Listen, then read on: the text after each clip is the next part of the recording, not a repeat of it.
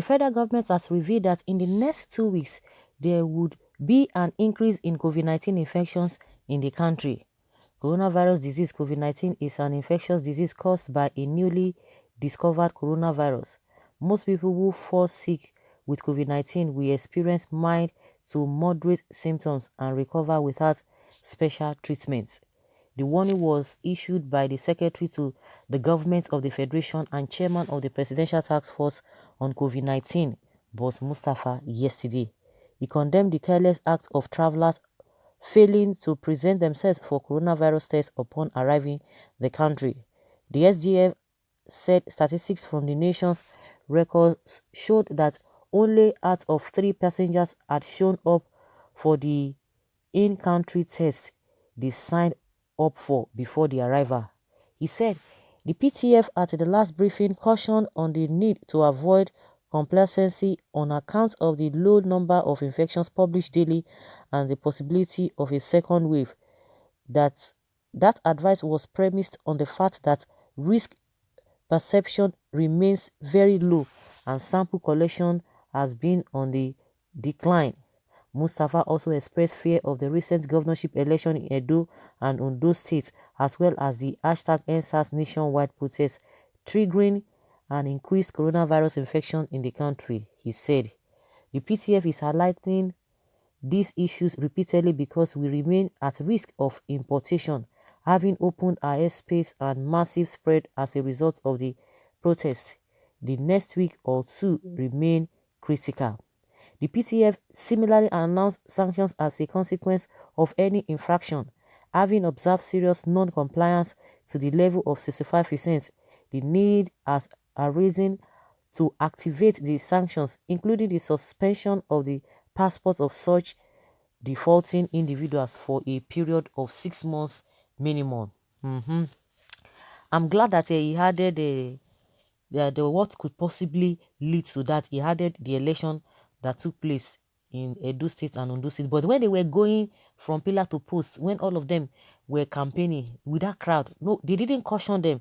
But when it was time for people to register with INEC, for people to have their PVC, they now came out and began to give us excuse of because of coronavirus. But we saw the way they allowed people to be campaigning, especially in that Edo State. It was really massive.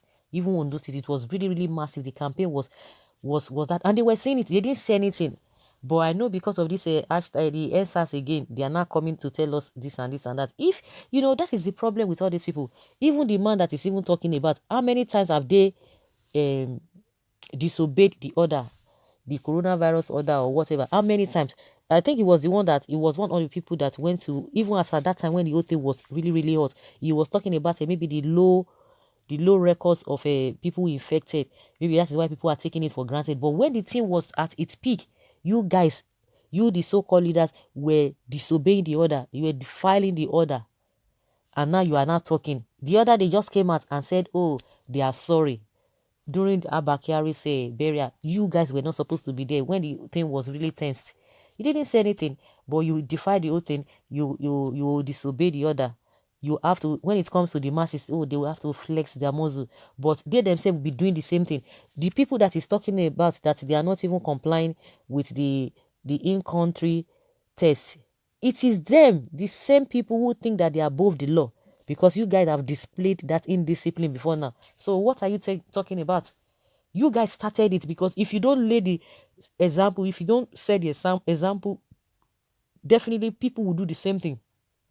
In a country where you so-called leaders, you so-called politicians or elected officers, you are above the law that you always put in place. You were part of the people that disobeyed in the first place. What a discipline was meted to you? No, but we saw other people that they took to court. They were charging them to court, but all you could do was to come and say you apologize. If you can't even maintain simple law and order, then how do you expect the people to do the same thing? Because as we speak, these guys are still defiling this order. They are still doing all these things. They are still disobeying on a daily basis. When it gets to them, they call them VIP. It is the problem you guys have created. Create any law now. People people should obey the traffic. You guys will not obey traffic. But you want Nigerians to do the same thing. It doesn't work that way. But now they are telling you that in 2 weeks time it's going to be this, it's going to be that. You guys cause all this problem. You cause it. You don't set example. You don't lead by example. You want other people to continue to obey while you disobey at will. Well, let's hear what Nigerians are saying. Okay, oh, it shall not stand. Nobody is expecting anything in 2 weeks. You are not God. It's coming after you people.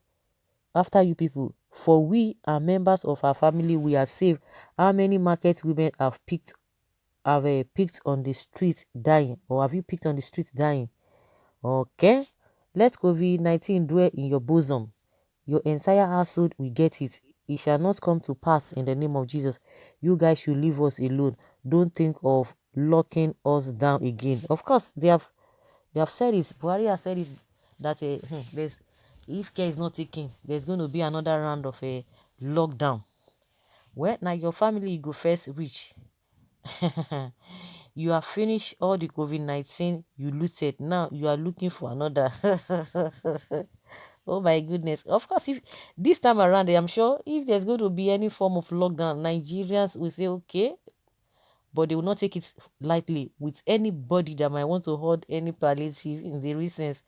Okay, it is your duty to compulsorily subject everyone for test on arrival. That is if the federal government is very serious about controlling the virus. Your excuse is very embarrassing. You appear as a toothless dog. May God save Nigeria. This is a plan of Muslims against Christians because Christmas is at hand. They want to stop Christians from celebrating it as they did on Easter time. God don't allow them. It is the elites who keep on going to COVID-19 infested countries.